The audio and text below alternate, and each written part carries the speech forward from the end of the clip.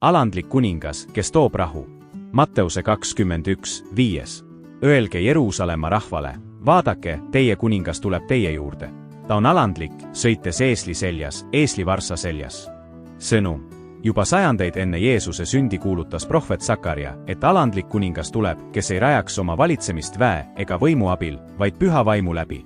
Kui rahvahulgad tervitasid Jeesust tema võidukäigul Jeruusalemma, olid nad veendunud, et ta ongi see kuningas. Nad ootasid, et ta kukutaks Rooma võimu ja taastaks Iisraeli iseseisvuse. Kuid Jeesus ei täitnud nende ootusi, ta ei tõstnud mõõka, vaid alistus rahulikult. Ta talus mõnitusi, ebaõiglust ja surma ristil, alandlikkuse ja armastusega. Jeesus polnud üksnes mistahes kuningas, ta oli kuningas, kes loob rahu Jumala ja inimeste vahel ning kutsub meid elama lepituses ja armus kaasinimestega.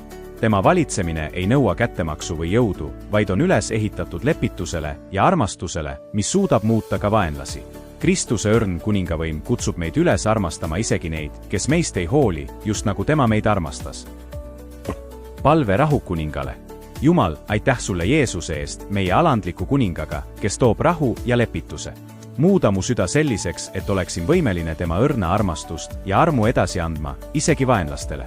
Aita mul usaldada sind ja loobuda vajadusest enda plaane kontrollida.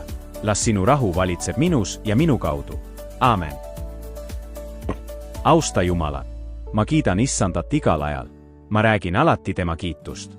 Ma kiitlen ainult Issandast, kõik abitud rõõmustagu.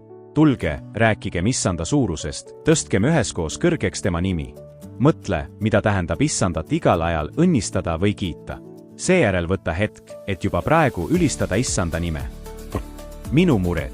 Kui te jääte minusse ja mu sõnad jäävad teisse, võite paluda, mida iganes tahate, ja see antakse teile. Hinga sügavalt sisse ja lase sellel salmil endasse vajuda. Mis tundeid või mõtteid see kirjakoht sinus tekitab?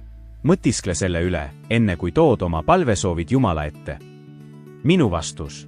Jumal, võida mu tähelepanu taas endale. Anna andeks kõik need korrad, kui olen sinust kaugenenud. Eemalda mu elust kõik, mis mind sinu ligiolust eemale tõmbab. Ma vajan sind, Jumal, ja ma armastan sind. Aamen.